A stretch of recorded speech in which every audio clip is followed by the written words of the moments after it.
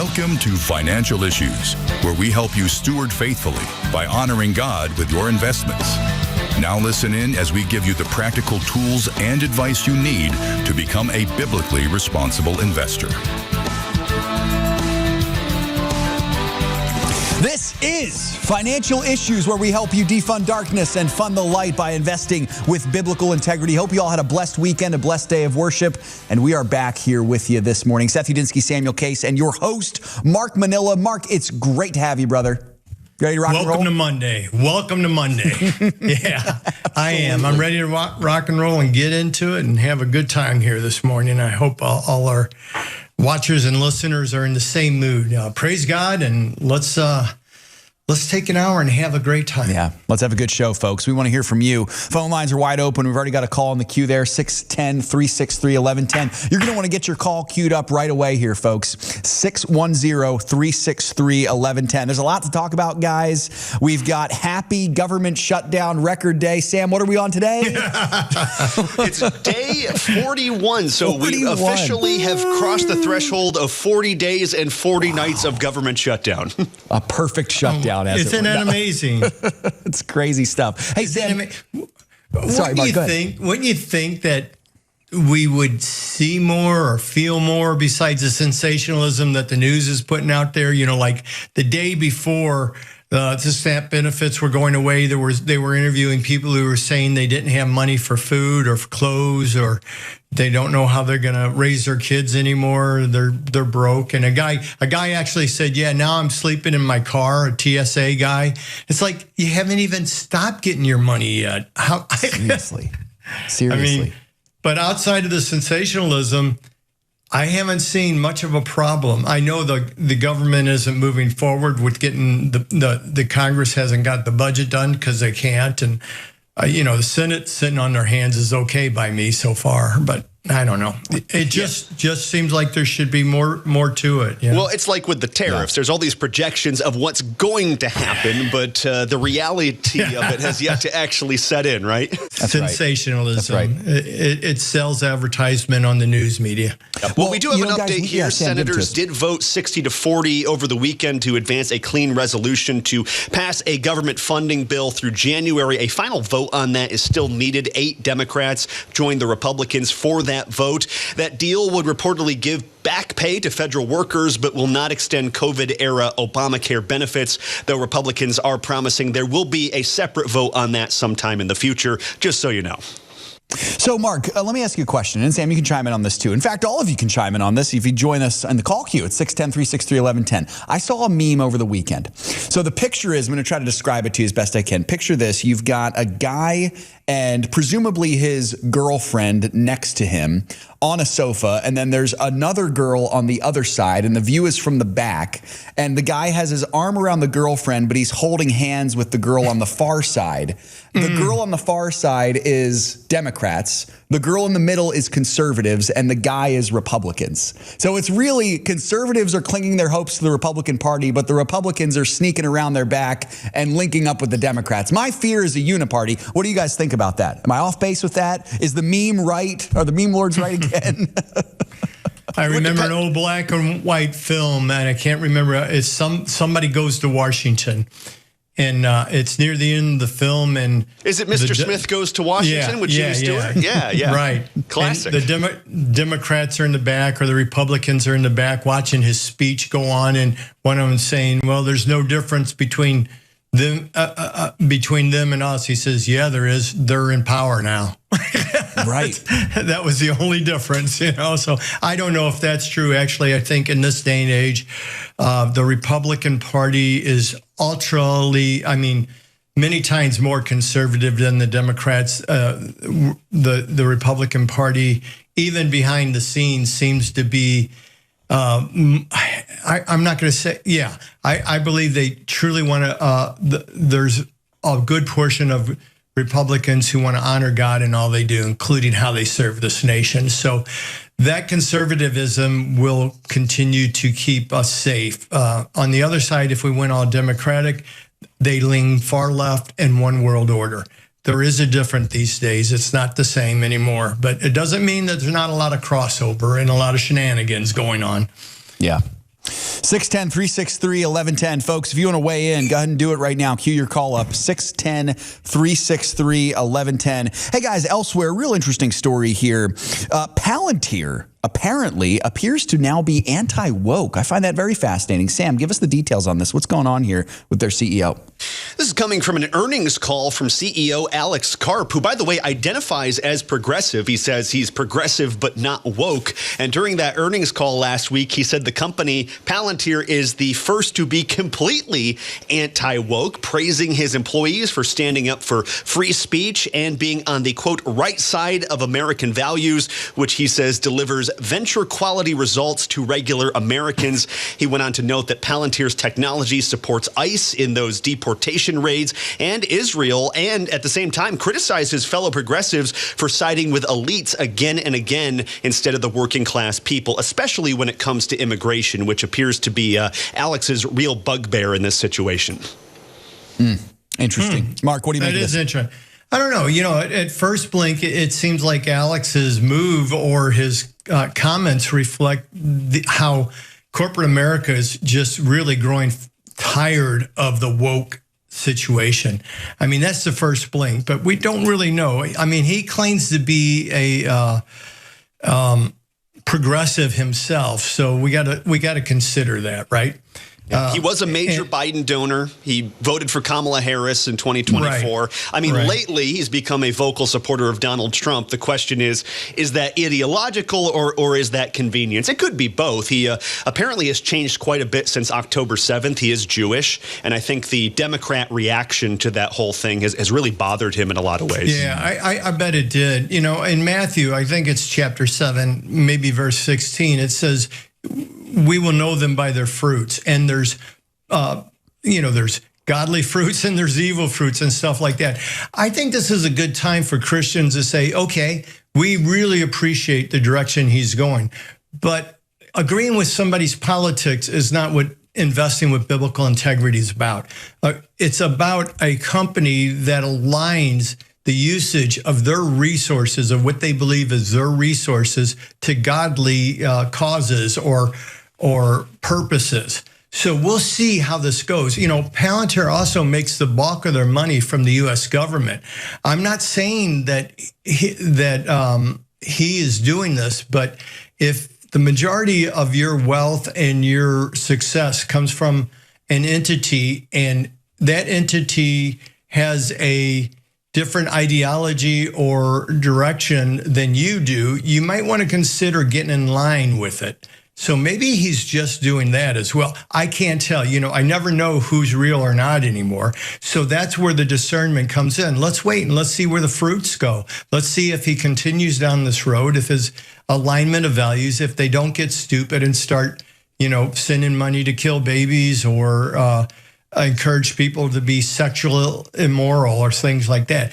Right now, I think it's a good thing. I don't want to diss anybody. We always want to have that positive outlook that they're doing the right thing, right? We want to give them the credit that he deserves, but we do need to be discerning and we need to keep an eye on it. And let's just continue to praise God for each little step, but let's wait to celebrate fully till we see the direction it really goes. Right. Be wise, Mark. Right. But yeah, if this is genuine, this is what you've been talking about, that we need adults in the room, both Democrats and Republicans. So, I would enjoy if he is genuinely a progressive, but is holding some sane opinions. We need sane people on the left and the right, because you're always going to have those people.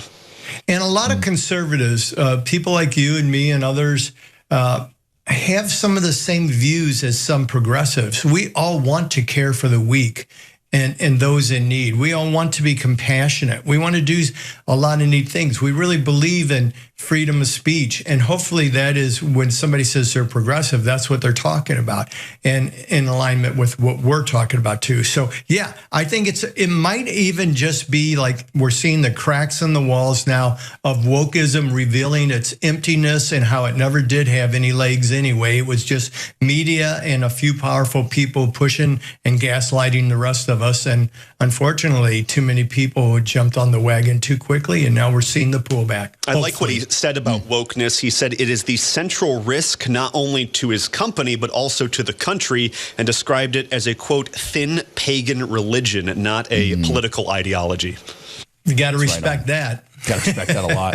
You know, guys, it reminds me, I think it's always a good reminder for us, and we saw this in the midst of Charlie Kirk's assassination and the aftermath of that. On the left, you had two camps. You had the one camp, which was total demoniac degenerates. It's tough to reason with those people. But on the other hand, you had people who were legitimately upset. They were bent up about it. They said, yeah, this is wrong. Disagreed ideologically. I think, Sam, like you said, those are the people that we can have conversation with and try to get, like you've said, Mark, the adults in the room. That's what we need here. Wheat from the chaff on the left. Exactly. Interesting stuff here, folks. If you want to chime in on all this, we'd love to hear from you at 610-363-1110. Call in right now. 610-363-1110. We'd love to talk to you. We'll get more financial issues on the other side of this break. Stick with us.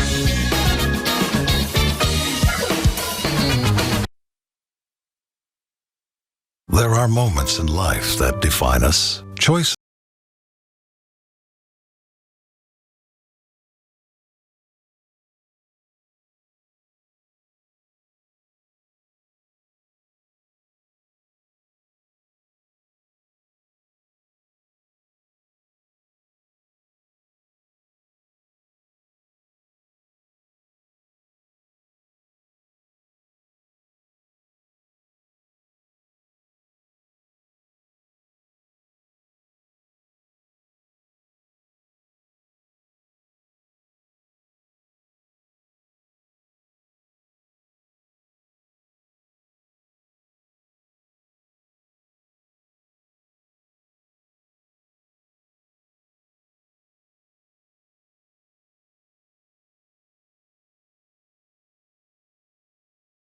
For investing.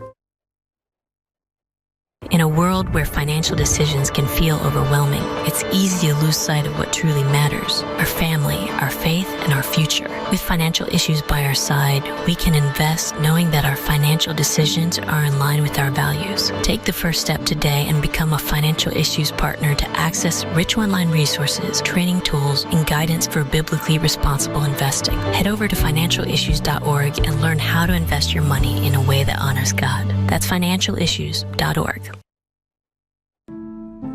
I found out I was pregnant when I was 21 years old.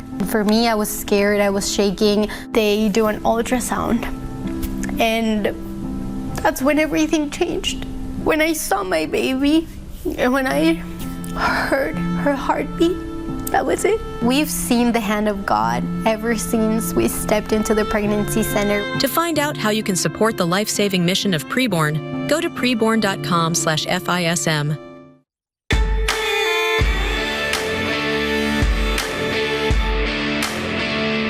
Hey, folks, you're going to want to queue your call up right now. 610-363-1110. If you've got an opinion on Palantir and anti-woke CEOs, despite the fact that they might be confessionally progressive, as it were, call in. Give us a call, 610-363-1110. Or you might have questions about your portfolio or specific financial questions. All of it, we'd love to talk with you. 610-363-1110. Guys, our show today brought to you in part by our friends over at the Timothy Plan. We love Timothy Plan. If you are investing with financial issues, you have some exposure with Timothy Plan. You might have a lot of exposure if you're using certain ones of our models. But Mark, I just can't say enough good things about the Timothy Plan. I love investing with them. They just do a great job. It's awesome. Yep.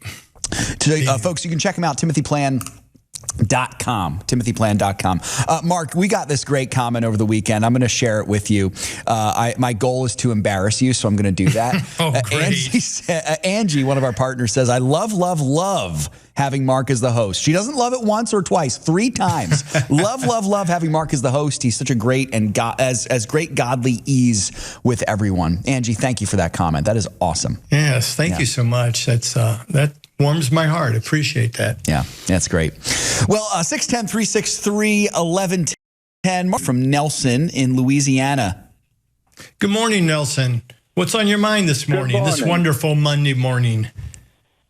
Oh, God is good. Thank you guys for being there. Hey, Amen. Mark, you've mentioned entry points, and I have a question regarding the buy list. I understand valuations are really high, the market's high, And the valuations are mostly high because of the Mag 7 and some of the tech stocks, which most of them, well, none of the Mag 7s are on our buy list. So it's a simple question. If something is on the buy list, which we have a very large buy list right now, the philosophy up till today has been it's a buy. But you keep mentioning entry points, which is confusing me because now I'm looking at the price of a stock that's on the buy list instead of just saying, hey, they say it's a buy, let me buy it. So what are we supposed to do? Hey, Nelson, I'm really glad you asked that. Mark, can I jump in for just a second? Folks, sure. if you're listening to the show and you're maybe new to our audience and you don't know what the buy list is, that's partner-specific information there. So if you want to become a partner, you can get access to that large buy list like Nelson had just mentioned there. Just wanted to throw that out there, Mark, in case anyone's listening. They're like, I'm not really sure what the buy list is. That's what that is. Right. And it's very inexpensive to do that, to become a partner. It's only, what, $132 a year or something? Yep. I mean, that's nothing compared to what I've seen out there for people who try to do something similar to what we're doing and charge 10 to 100 times more. But anyway, Nelson, it's a great question, and I'm really starting to regret that I ever mentioned a good entry point because it's coming back to bite me. All an entry point is like sugar on the top. You know, you figure you finish baking the cake, you finish doing everything, and you just sprinkle a little sugar. All that is a 10-week trading ban. You know, and when the stock pulls back within its 10-week trading band, either midway or below, that makes it a little, you know, this is just one of the ways to look at a good entry point. That makes it a better entry point. And all that means is that it has a little bit more oomph in the short term if you go into it then. I would not wait for that. If it's on the buy list, it means it's a long-term buy. You can get in now. It might pull back, but we believe it has a lot of upside potential still over the years to come. So, mentioning that, we've had several questions from people saying, what is this entry point? Why would we do this? You know, and it's like, I just happened to mention because there was some pullbacks on some of the stocks and they came to their mid 10-week area. And I thought, well, it'd be good to let some people know that this stock or that stock. But it is not something to wait for in general. If you have cash that you want to be deployed, go ahead and do it. I still think that the markets are way overbought. And if you look at a lot of our really big winners that we still have, their PEs are up in the 3 digits, not low 2 digits like they normally are. So that's why we talk about the dry powder at this point. I wanted to bring that in because it sounds like you're wanting to get into something, Nelson, and that some of the valuations are still real high. So the entry point thing isn't a must. It isn't even a guideline. It's just like, hey, here's a little sugar on this. It pulled back. If you needed to deploy something or wanted to, this might be a good area to get into right now for a little good footing, you know, getting in, stepping in, and maybe less of a chance of a pull down at that, pull back at that point, more of a chance of a step up. That's all that's saying. It's very short term, and it's just sugar on the cupcake. That's all it is. Well, let me just respond slightly to that. We enjoy the benefit of partnership with you guys doing the analytics. So, Mark, I'm going to just be honest with you. You're right. Explaining the entry point is helpful, but it's confusing, I would think, for anybody. My portfolio is built, so I don't have to worry so much about looking at that large buy list to make a determination of what to buy. So I think you explained it well. It's not a thing to take into consideration. So I think it makes it a confusing factor, especially for maybe somebody just building a portfolio. Are they supposed to wait or not? Because we've never had to do that before. It's like if it's on the buy list, it's a buy. If you guys think it's not a good value, it needs to go to a hold, or in case of BRI. And it does. When we believe it's lost the steel that it needs to have, we move it to a hold. If we believe it's lost the steel to where it can't recover in a certain amount of time that we believe is reasonable, then it goes to the sell. If it drops back from its peak, and people like to know that maybe I've been sitting on dry powder, and maybe is there anything worth getting into? Well, that's when we mention this might not be a bad time to jump into this. I'm sorry if that ever was confusing. Never meant it to be, but I just like, who doesn't like a little sugar now and then, right? Absolutely. Well, and Mark, if I could respond to that, because Nelson brought up a really good point, but let me speak as someone who is in more of the building out the portfolio phase. Mark, I actually do find the entry point conversation quite helpful, simply from the standpoint of, I know the moment I get into a stock, that is my entry point. And I, just like you said, what's far better than concerning myself over, okay, should I wait for a better entry point? Is it going to go down and then I get in? If I don't get it now, am I going to miss? That all seems to me more like timing the market. What's far better to do is like what you said, Mark. If you've got the cash to invest, get in when you can get in, and get in when you feel good and comfortable about it, and be willing to ride out. Like for me, and this is where maybe there's a little bit of a difference. If you're someone who's in your 60s or 70s, you don't have the longer time horizon. I'm in my 30s. If I get in and I have some holdings that are getting clobbered right now, I'm going to hang on to them, God willing, for 40 years. So the goal is 30 to 40 years from now, I'll be looking back. I'm not going to concern myself if I got in on Tuesday, November 11th versus Thursday, November 13th, when that position was slightly lower. Does that make sense? It absolutely does. And I appreciate Nelson's comments on that it may have caused some confusion. Sure. We never want to cause confusion. What we want to do, though, is we're here to help, to equip, educate, and help our partners do the best they can with what God has entrusted to them. Part of doing that is saying, hey, there just happens to be on this one stock at this time that was at this overvaluation and is pulled back to here, and it's still a long-term buy. And so maybe if you have some dry powder and you wanted to get in, this would be one of those to do. I think it would be wrong not to let our partners know that kind of thing. So, but I will be more careful to make sure that they realize you don't wait for that. If there are times, for example, if we have a 10, 20% pullback here in the future, nobody knows what's going to happen. But if we did, and then it's stabilized, I would be saying all in. Don't worry about where the 10-week is. Jump in. Let's do this. We're doing buys. If a couple of the indicators that I follow, if they get below a certain point, I'll be saying, let's jump in, because every time they get below this point, they turn around within weeks. The whole market turns around within weeks. Historically, always, almost 99% of the time. So Mark, there are certain things that I'll be saying. This sounds just like dollar cost averaging to me. Is that basically what you're describing? No. You mean with entry points? Yeah. Yes. If no, you have a not position, at all. Okay. I wanted to make sure I was tracking with you, but I guess no. I wasn't. I mean, you could dollar cost average down to the midpoint of the 10-week, but no. What the 10-week is, it's just a simple 10-week moving average. We do on the price, and when the stock falls into the mid or below that from an upper area, it just indicates a general.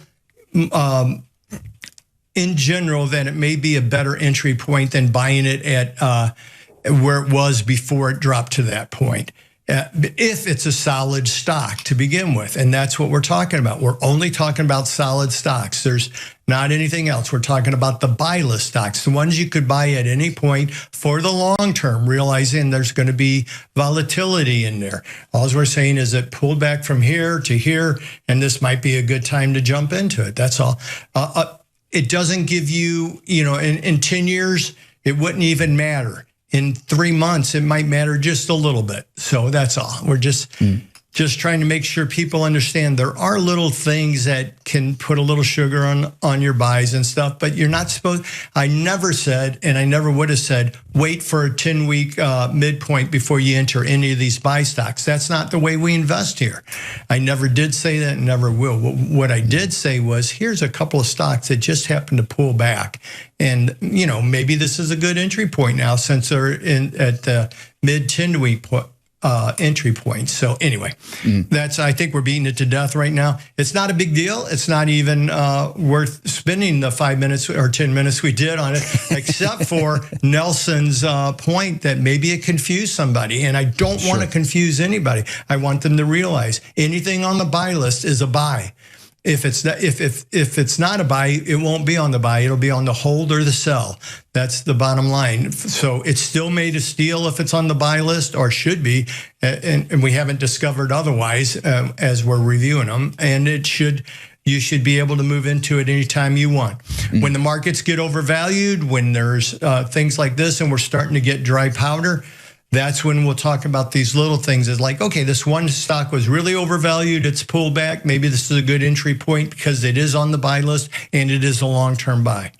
I hope that cleared up. And Nelson, thank you for bringing it to our attention. We may have confused somebody because that obviously is not our desire in any way. Well, Mark, I thought it was a great answer to a great question, too. Nelson, we appreciate you, brother. You know, folks, that may have generated a question for you. If you got a question about what we just talked about, we want to hear from you. Call in right now. We're here to help you. 610-363-1110. Again, 610-363-1110. If you have to leave us, we hope you have a great rest of the day. But for the rest of you, we got a lot more financial issues still to come. Hang with us. 610-363-1110.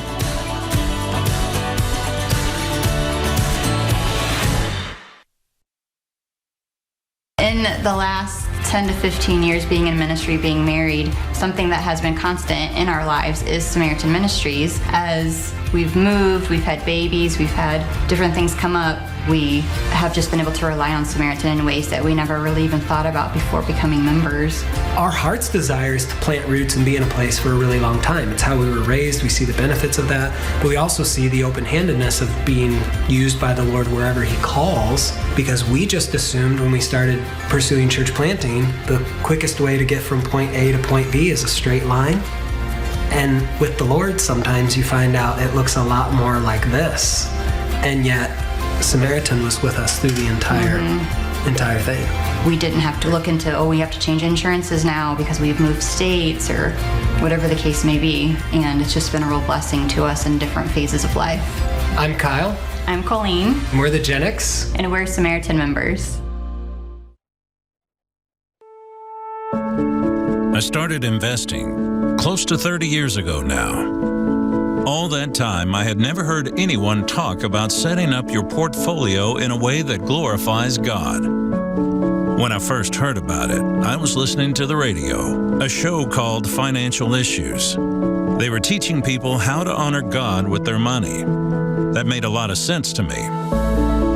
I guard my heart, my mind. I watch my mouth, hoping to bring glory to God in everything I do and say.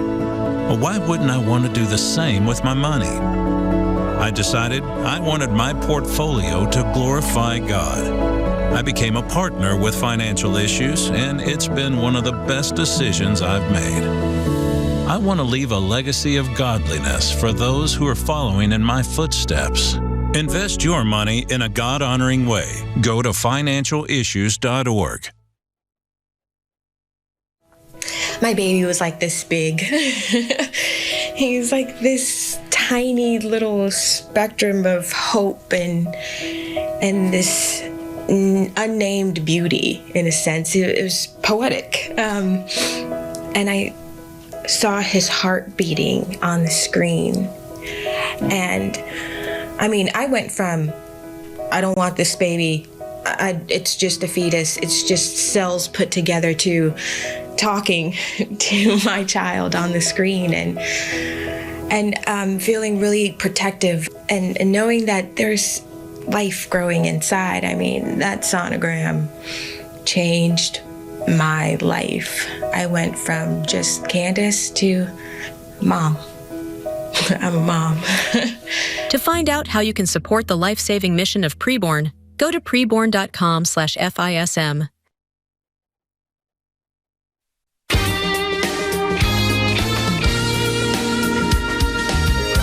Folks, join us at 610-363 1110. 610-363-1110. That's the best way to get your question answered, is to call in 610-363-1110. The markets, speaking of which, we were just talking about the markets in that last segment, Mark. They just, they continued to fall on Friday, but then they showed a little bit of resolve toward the end of the day. It was a tough week for the markets, but Friday saw the Dow Jones finish positive. It was up about 0.1%. The S&P 500 roughly the same, a little bit lower. And the tech-heavy NASDAQ continued downward, but it wasn't as heavy bleeding as earlier in the week. It was down 0.5%. But the markets this morning are really feeling great.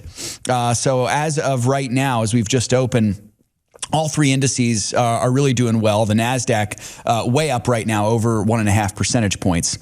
It was an interesting headline, guys. We're seeing this, what it seems to be more and more often, where different so-called financial experts are coming out and talking about a global drawdown, big pullback. Goldman Sachs was the latest one. Sam, what did they say about this?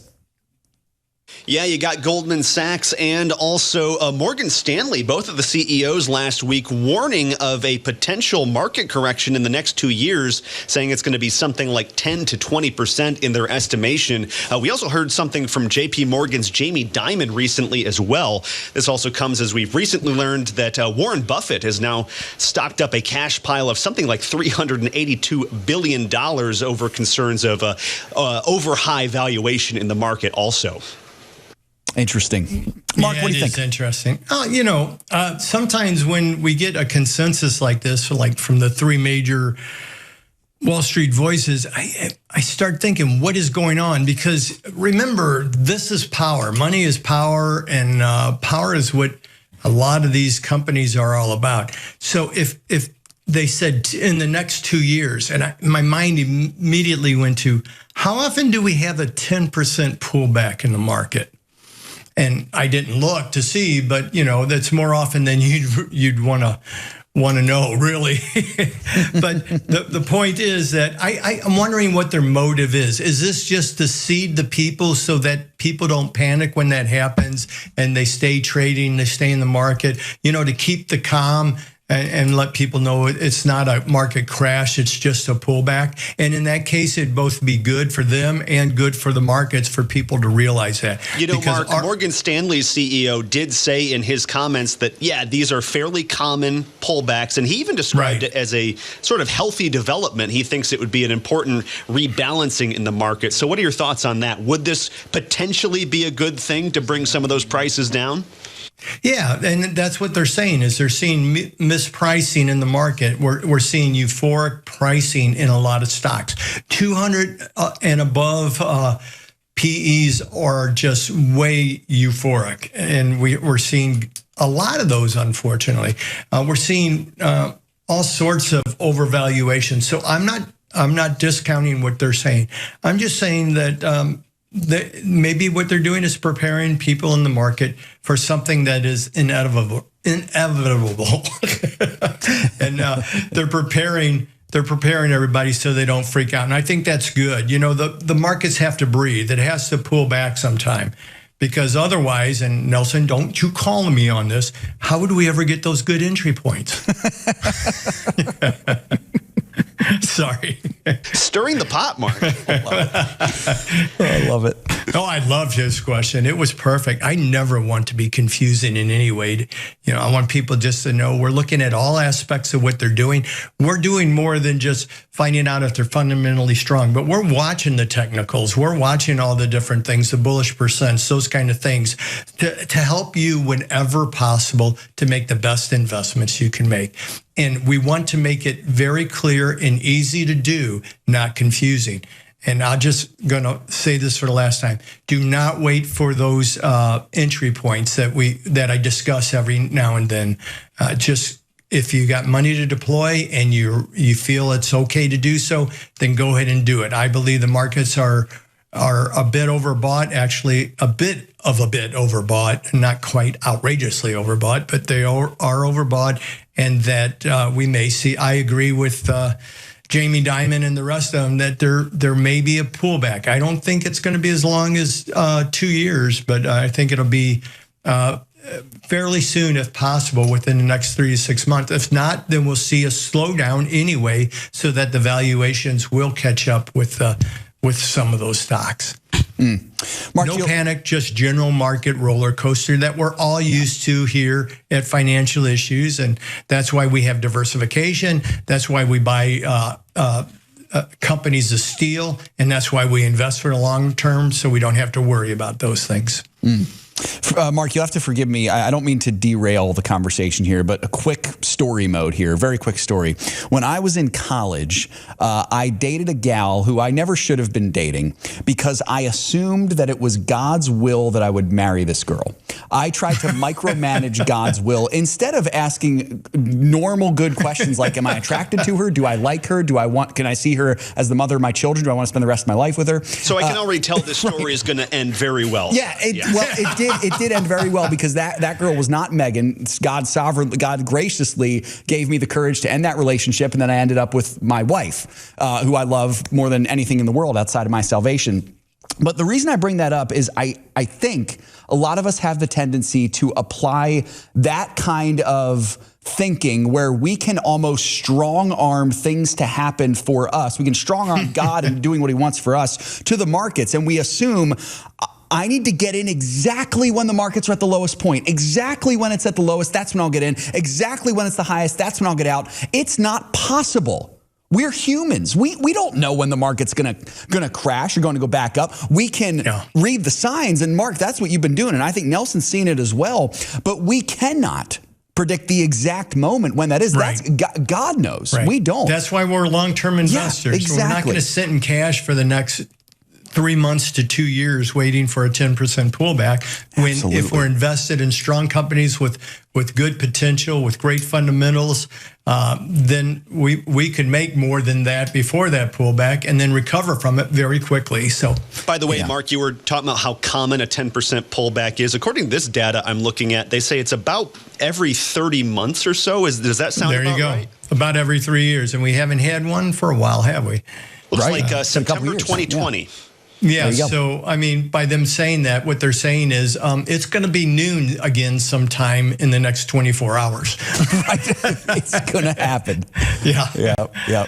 Good stuff, guys. 610-363-1110. I'd love to, Lynn, if you can just hang on there. We're coming up on the ag report here. I'd love to get to you right now, but you just hang on through the break, and we'll get to you on the other side of that break there.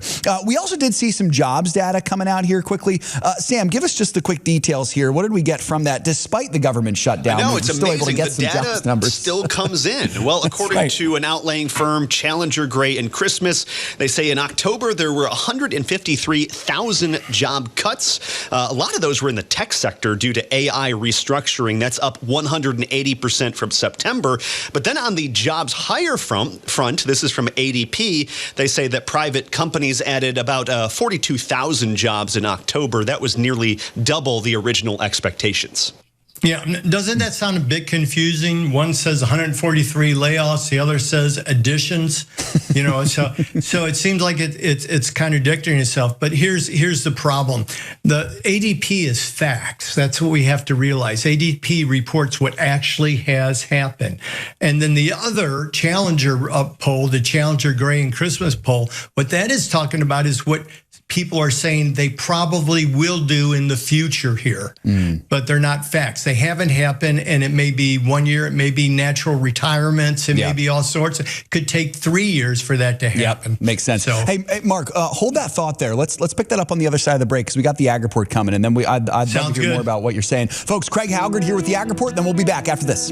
This is Craig Halgard with your Financial Issues Ag update for November 10th. Corn closed out the week with a high-volume, narrow trading range session. The trade seems focused on the western Corn Belt, where there's a monster crop in the Dakotas and Minnesota. Now, luckily, there's a Pacific Northwest export program that needs this corn. However, despite a strong Q1 and Q2 export program, the exportable supply surplus in the Dakotas and Minnesota is still at record levels, and that's weighing on prices. December corn finished the day down a penny and a half as they closed at $4.27 1/4. Soybeans benefited from an optimism surrounding China that buoyed the soybean complex during Friday's trade. China restored 3 U.S. firms' eligibility to export soybeans to China starting starting November 10th. And one of China's ministers said that with the adjusted tariffs, China will encourage companies to import agricultural products from the U.S. in line with market principles. As a result, January beans were 9.5 cents higher for the day, ending the week at $11.17 per bushel. The wheat market seems to have run out of fuel for the bulls. The European crop is being planted at a faster pace than last year. Australia has a great crop coming, and the Chinese wheat buying news seems to have lost some of its luster. On Friday's close, we had Minneapolis December wheat a penny higher at $5.58. Kansas City was 3 cents lower at $5.19 1/4, and Chicago dropped by 7 3/4 cents, closing at $5.27 3/4. Cotton futures saw their woes continue. December futures ended the session 92 points lower at 63.62. Livestock futures all ended the week on a higher note. We had December live cattle $2.57.5 higher, $221.35 per hundredweight. January feeder cattle were $3.97.5 higher at $319.57.5 per hundred. And December lean hog futures were 42.5 cents stronger at $79.40 per hundredweight. Class C milk futures eked out a higher close. At the closing bell, November futures were a single point higher at $17.20. This has been Craig Haugard with your Financial Issues Ag Update. We'll be right back with more financial issues after this.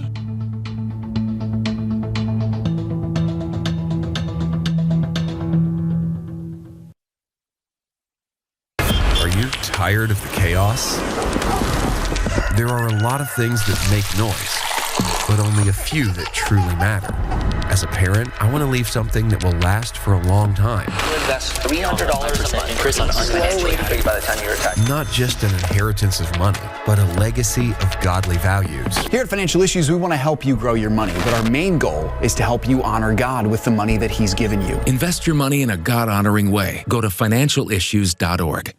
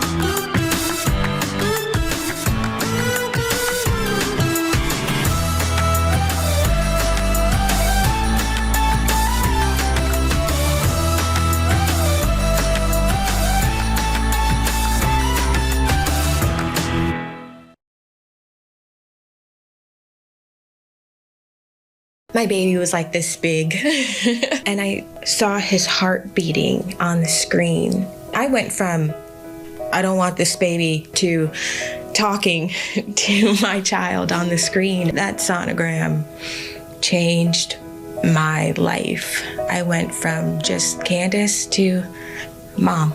To find out how you can support the life-saving mission of Preborn, go to preborn.com/FISM. The opinions and recommendations expressed on this program do not necessarily represent the opinions of the station or any of the program sponsors. Additionally, all products or services offered by the program sponsors may not be known by the program. 610-363-1110. Folks, you can call in right now. We'll have time to get to you and get at least a couple more calls before the end of the show. Mark, let's get to Lynn. Lynn's calling from Oregon. Hi, Lynn. Good morning. Welcome to Monday. What's on your mind? So I have a couple of accounts that are taxable. The earnings will be taxable when they come out. I have a 403B and then just a Schwab investment account. I'm thinking it would be a good idea to start pulling some of that money out. And either I've got some improvements to my home I'd like to make, but I'd also like to consider converting it to a Roth so that the earnings are not going to be taxable. So of those two accounts, the 403B or just the Schwab taxable account, Which one would you suggest would be the better account to pull from, considering I've got an RMD coming up in a couple of years? I'll have to start doing that. Okay. And the 403B does earn a 4% base amount. There's not a charge for it, but it does earn 4%. Okay. So the 403B is earning 4%. So that's kind of like storing money just to keep up with inflations and taxes on it. And then your investment account hopefully is growing much faster than that over or any 3 to 10 year period of time. So the 403B, are you still working, or are you no longer working? Okay, so you're no longer working. So your tax status is pretty low at this point, your income tax status? Depending on, I'm not sure what's going to happen with Social Security. I do have Social Security as an income. Okay. I'm not sure how that's going to play in. That's the bigger part of my income. I have a estate, retirement, but also I have Social Security. Okay, so you're at a good time to be doing conversion, whether you do it all at once or a little at a time. I think maybe, we're near the end of the year. How much are we talking about in the 403B? About $400,000. Okay, yeah, you don't want to do all that in 1 year. Right. No, you don't want to do that. That'll affect your Social Security. You'll be paying taxes on it. It would be way too much. So you might want to do a little at a time. Maybe over the next few years, take a little out. Well, this being the end of the year, it might be a good time to take some to convert to Roth. But before you convert it to a Roth, make a decision on your priorities of the repairs or the upgrades you're going to be doing on your home, and know how much you're going to need for that. And that should come out straight and not go into the Roth, because if you don't have a Roth already, you don't want to be putting money in it and have to wait 5 years for the principal to come out without taxation on it. I do have a Roth already. Oh, you already have it established.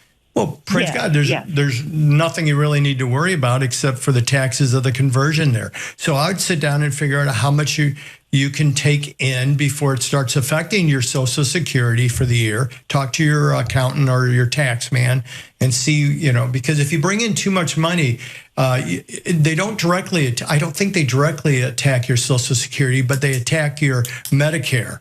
And they start charging you more for your Medicare because it's devious the way they do it. So you want to be careful about your income.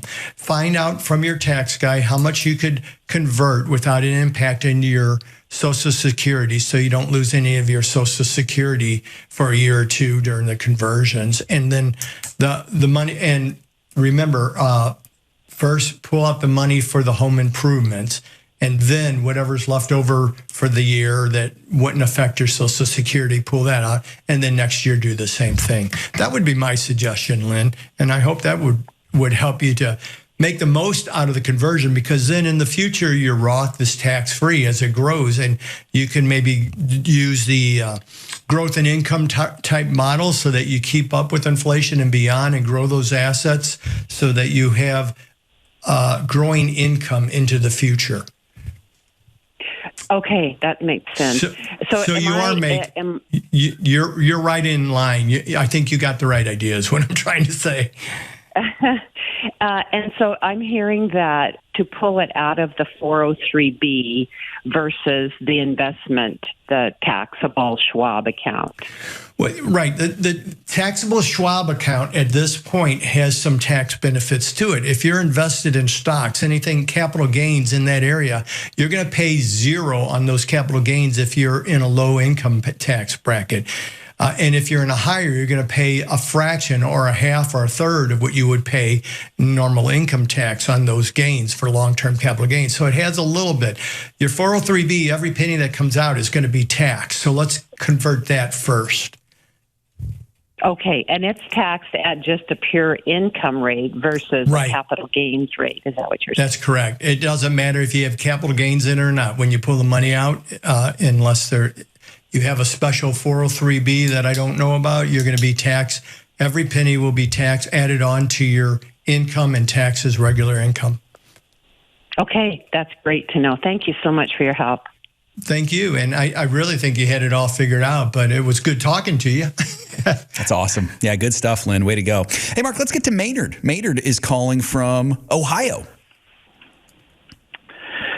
Good morning, guys. Hey. Good morning, Maynard. Mark, I have a question, and you kind of addressed this in the conference call, I think.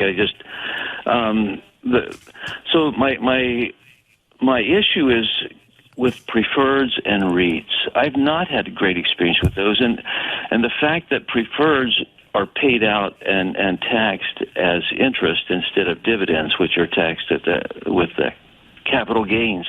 So what I have done, and the REITs that I've owned, I've almost all gone down in value significantly. I've lost more than I've gained, and so what I have chosen to do is to put most of the allocation, and I'm in the growth and income. I'm retired, not using any of the income at this point yet, but putting things in the utilities. So I have a larger percentage of utilities than what the asset allocation calls for, and have very little in preferreds and REITs. And I just want your comment on that. All right. Well, Maynard, I think you're not alone in that boat with REITs. A lot of people have had decent experience with preferreds, but with the REITs, unfortunately, there are so many REITs that have pulled back very hard, mostly because of politics and what has happened when you think about oil and even with housing REITs, things like that. Sometimes they just get out of hand and the debt gets too high, and then they start coming down because they're not paying out what everybody was expecting. That happens. But the opposite happens too. Right now with this administration, I think we might see some better midstream REITs, things that are in the energy area maybe grow a little bit. Let me revert to a general concept of diversification here, Nelson. And Maynard, I'm not saying that you're wrong on this. I have no problems with the idea of using utilities in this. And utilities, by the way, are set pretty good right now too, with AI and everything, and the need for energy and the distribution of energy. Utilities should be doing real well. And the key here should be, obviously, management of utilities is a little bit flaky. Yeah, and they have. So you're not in a bad position. But the diversification concept is over the longer term, different things will come in and out of phase. REITs will be going down. Utilities will be growing stronger. Well, next year, 6 months, 12 months, 18 months from now, that could reverse as well. And the idea is you have enough diversification that as one's dropping a little, maybe the other's coming up to kind of offset that. It doesn't take the lows, it doesn't take all the lows out of the markets, and it doesn't take all the highs out, but it does make the roller coaster ride a little less deeper or a little less frantic. So that's the whole idea of diversification, being way too much in utilities. If utilities go out of favor and they all pull back, your portfolio gets hit pretty big. That's the only issue I would have with it, is being way too over invested in utilities at one time, or in REITs at one time, or in anything at one time. I don't know if that helped, but I hope it did, Maynard. Yeah, Maynard, that is a great question. Mark, I hate to end the conversation with Maynard, but I know we're coming to the end of the show here, and boy, I'd hate to leave Maynard to a screeching halt. Can you believe that? Monday's already gone. Yeah, but Maynard, it was a really good question, and I appreciate that. Right now, I don't think we have any concerns for what you're doing, but watch the allocation. The whole idea is to have enough things in there that they offset each other as they trickle up and down. That's the idea. Diversification, to flatten out the ride a little bit. If you're comfortable with it and you can sleep at night, well, God bless you. That's a good place to be, and there's nothing wrong with that at all. And I think that's really important that you ask that question, because there's a lot of concerns right now with asset allocation. We've had a very small segment of the market just going through the ceiling, and the rest, not so much. And people start wondering, maybe we need just jump on the bandwagon. Well, this would be a bad time to do that, because the lesson you'd learn is that no diversification could be very harmful, especially if you're chasing the markets. But I do appreciate your desire to manage that portfolio well and your desire to do so in a way that honors God. I want to thank you all for being here on Monday morning. I look forward to seeing you again soon. Thank you for being with us, and thank you for investing with integrity.